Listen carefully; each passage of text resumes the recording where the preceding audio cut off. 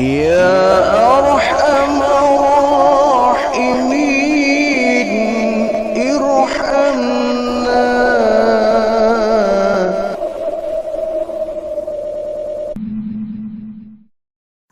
Tafaddal ala man syi'ta fa anta amiruhu was'al man syi'ta fa anta asiruhu wastagni amman syi'ta fa innaka tadhiruhu. Kalau kita amati di sini ada 3 nasihat yang sangat berarti dari seorang Ali bin Abi Thalib karramallahu wajhah. Pertama, kata beliau, tafaddal ala man syi'ta fa anta amiruhu. Berbuat baiklah kepada siapa saja yang kau kehendaki, niscaya kau akan menjadi raja baginya. Berbuat baiklah kepada siapa saja yang kau kehendaki, niscaya kau akan menjadi raja baginya. Maksudnya apa? Bahwa saat kita berbuat baik kepada orang, pada umumnya orang yang telah kita berikan kebaikan itu, dia akan berhutang budi kepada kita dan dia akan selalu memuja kebaikan kita, ya, menceritakan kebaikan-kebaikan kita, maka kita seakan-akan menjadi raja yang dipuja-puja oleh dia. Walaupun kemudian setiap kita berbuat baik, jangan sampai ada niatan ke sana, ya. Setiap kita berbuat baik kepada orang lain, janganlah pernah kita mengharapkan bahwa kebaikan yang kita lakukan akan mendapatkan balasan. Artinya yang kita lakukan niatkan karena Allah Subhanahu wa taala. Ya. Maka kata Allah, wa ahsin kama ahsana ilaika, kata Allah.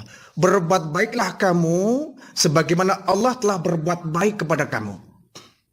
Artinya berbuat baiklah kita kepada sesama manusia karena Allah pun telah berbuat baik kepada kita. Kuncinya agar perbuatan baik kita bisa mendatangkan pahala, maka haruslah kita melakukannya dengan niat tulus karena Allah ingin membantu meringankan beban orang lain. Jangan ada perasaan bahwa akan ada balasan dari orang yang bersangkutan.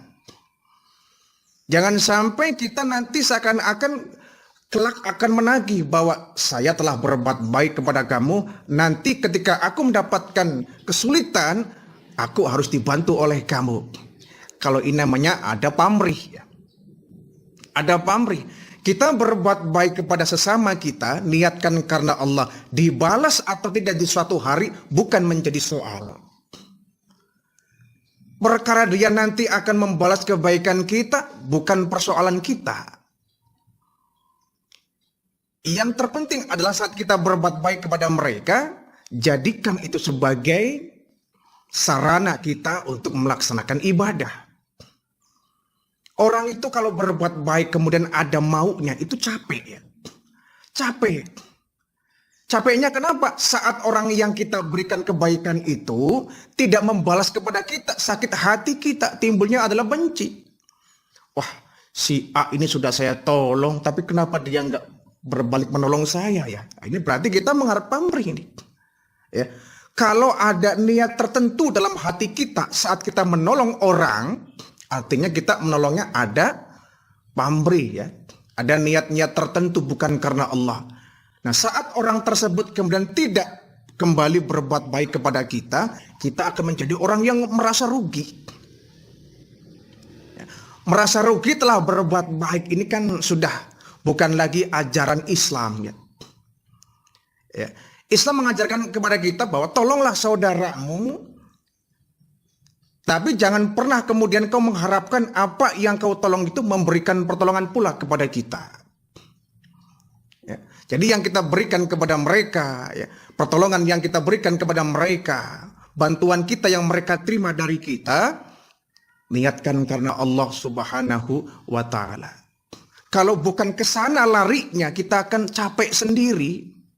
Akan jadi bahan pikiran kita. Kenapa itu orangnya? Sudah saya tolong. Kenapa giliran saya terjepit kok nggak menolong saya? Gitu. Bahkan ada istilah air susu dibalas air tuba. Mungkin orang yang kita tolong nggak tahu penderitaan kita.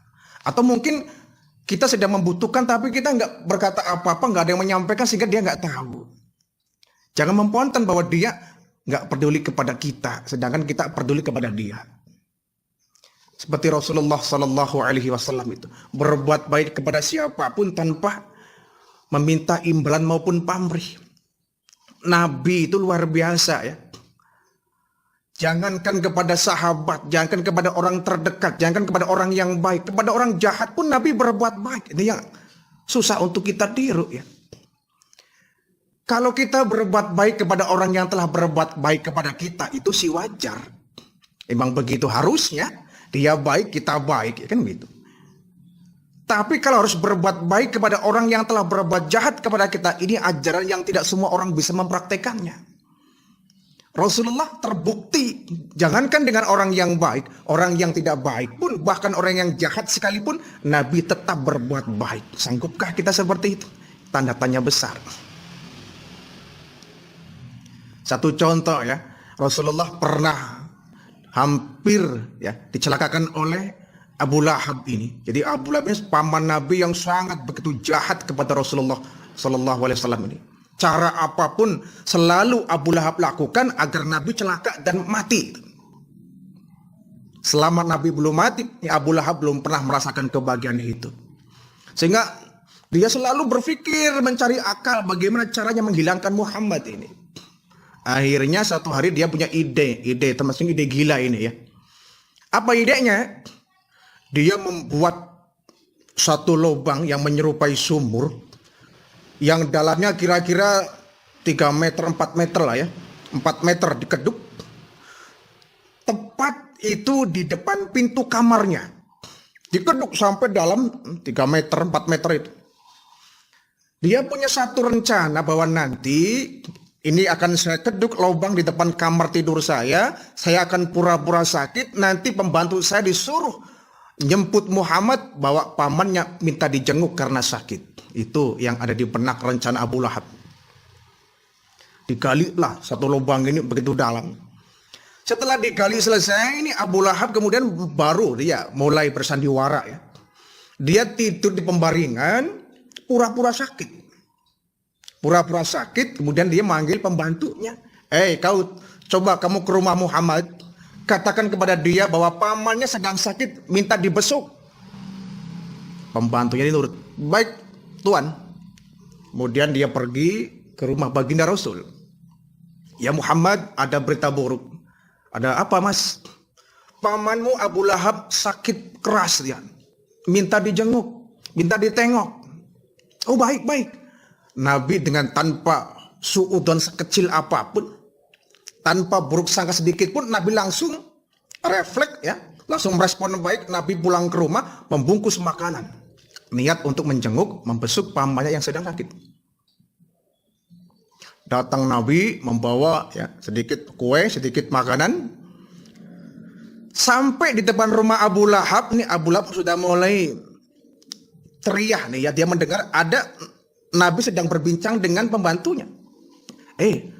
Pamanku Abu Lahab di mana dia? Itu Muhammad di kamarnya. Oh gitu. Kamarnya mana? Yang itu Muhammad. Wah, semakin girang tuh Abu Lahab.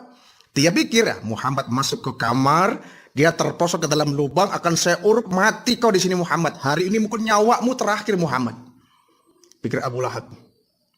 Nabi masuk ke rumah. Paman ada di mana? Muhammad, saya ada di kamar. Masuklah kau, pintu nggak dikunci. Nabi masuk tanpa sedikit pun Nabi punya prasangka jelek. Luar biasa. Padahal Abu Lahab sudah jahatnya luar biasa. Sampai di depan pintu kamar, Abu Lahab ngintip di balik selimut, ngintip. Nah, Muhammad masuk kau Muhammad, masuk kau ke kamarku, terprosok kamu Muhammad ke sumur, saya uruk mati kamu di sini. Ketika Nabi hampir sampai di depan pintu kamar Abu Lahab, Nabi langsung dibisikkan malaikat Jibril, "Ya Muhammad, hati-hati, pamanmu itu Abu Lahab, dia pura-pura sakit Muhammad. Dan di depan pintu kamar dia sudah disediakan lubang yang dalam. Nanti kalau kamu masuk terprosok, kamu akan diuruk mati Muhammad. Jadi kau balik kanan Muhammad, pulang saja." Ketika dibisiki oleh malaikat Jibril seperti itu, Nabi langsung sadar, Nabi langsung balik kanan, langsung pulang keluar rumah. Abu Lahab yang sudah girang, melihat Nabi belok balik kanan, Abu Lahab kan mengkel. Muhammad, kenapa kau pulang lagi sini? Tengoki pamanmu yang sakit. Enggak lah paman, saya pulang saja. Sini Muhammad. Enggak paman, saya pulang saja. Nabi langsung keluar dari rumah Abu Lahab, langsung pergi untuk pulang ke rumah. Abu Lahab mengkel, akhirnya dia lupa sedang pura-pura sakit. Dia bangkit dari tempat tidurnya, buka selimut, dia lari mengejar Nabi. Dia lupa sama sekali bahwa dia telah membuat lubang. Dia yang bikin lubang sendiri, dia yang lupa sendiri. Begitu Nabi dikejar, dia lupa dengan lubangnya, akhirnya dia yang masuk ke dalam lubang itu. Krosok, masuk ke dalam lubang. Sementara Nabi semakin jauh meninggalkan rumah Abu Lahab untuk pulang ke rumah. Minta tolonglah itu Abu Lahab. Tolong, angkat aku dari lubang ini. Ayo pembantuku ke sini, ambil tambang. Pembantunya pada mendekat, bawa tambang, bawa tali. Diulur tali dari atas. Ya. Ayo, tambah tambangnya. Diulur lagi. Nggak nyampe-nyampe tambang. Ini keajaiban yang luar biasa. Di luar akal manusia itu. Lubang paling-paling hanya 3 meter, 4 meter. Tambang puluhan meter nggak nyampe-nyampe. Tambah lagi tambangnya. Iya paman, tambah lagi. Tapi nggak nyampe-nyampe. Anak Abu Lahab, ini kerjaan Muhammad ini. Sudah, kau panggil tuh Muhammad. Suruh nolong pamannya. Baik tuan. Pembantunya langsung pergi, nyamperin lagi tuh ke rumah Nabi. Ya Muhammad, kau diminta balik lagi. Kenapa? Pamanmu Abu Lahab kejebur sumur. Kejebur sumur? Iya, minta ditolong. Nabi dengan tanpa enggan sedikit pun, tanpa malas. Kalau kita kan malas ya. Kalau kita mungkin malas, sudah mau mencelakakan kita, dia yang kena batunya sendiri. Kita pasti bilang apa? Syukurin. Nabi dengan tanpa enggan langsung kembali ke rumah Abu Lahab. Sampai di rumah Abu Lahab dengan perasaan malu dia teriak-teriak. Muhammad, tolong saya. Paman kamu, Anda kenapa? Paman kenapa? Saya kejebur sumur, tolong. Akhirnya Nabi dengan tulus, tanpa adanya dendam, Nabi langsung jongkok, mengulurkan tangannya. Ini paman, pegang tangan saya. Abu Lahab meraih tangan Nabi, dipegang lalu diangkat oleh Rasulullah ke atas. Sampai Abu Lahab di atas, apa kata Abu Lahab? Tambang puluhan meter, nggak ada yang nyampe. Padahal ini nggak dalam-dalam amat. Tapi kau Muhammad cukup mengulurkan tangan, langsung sampai Muhammad. Kau benar-benar hebat Muhammad, sihirmu luar biasa. Bayangkan udah ditolong nyela. Mukjizat dibilang sihir. Hebat kau Muhammad sihirmu. Ditolong nyela. Kalau kita kan enaknya sudah ditolong nyela, keburin lagi ke sumur ya. Kita jorokin aja. Sudah nggak tahu diri, ditolong nyela. Nabi tidak berkembing, tidak marah. Ya. Nabi tidak sewot. Ya. Nabi langsung, paman jangan sampai terang kembali ya. Nabi pun pergi. Akhlak yang begini ini nih yang kita nampaknya agak sulit untuk meniru baginda Nabi. Karena memang Rasulullah itu punya visi misi bagaimana dia menjadi rahmah bagi lingkungannya. Kalau Nabi pemarah, Nabi pendendam, ya mana ada orang yang mau seruan Nabi. Tapi apa? Kebaikan yang kita lakukan, biarpun orang lain gak membalas, yakinlah bahwa Allah akan membalas kita. Nah, pada umumnya kita kalau sudah menolong orang, biasanya orang yang kita tolong itu ada hutang budi, merasa nggak enak kepada kita, bahkan biasanya kebaikan kita diceritakan. Ini yang oleh Imam Ali dikatakan bahwa ya fa'anta amiruhu, kita akan menjadi orang yang seakan-akan amiru, raja ya. Kita menjadi orang yang raja di mata orang lain karena kebaikan kita. Yang kedua kata Imam Ali, was'al man syi'ta fa'anta asiruhu. Mintalah kepada siapa saja yang kau kehendaki, niscaya kau akan menjadi tawanannya. Nah, ini kebalikan ya.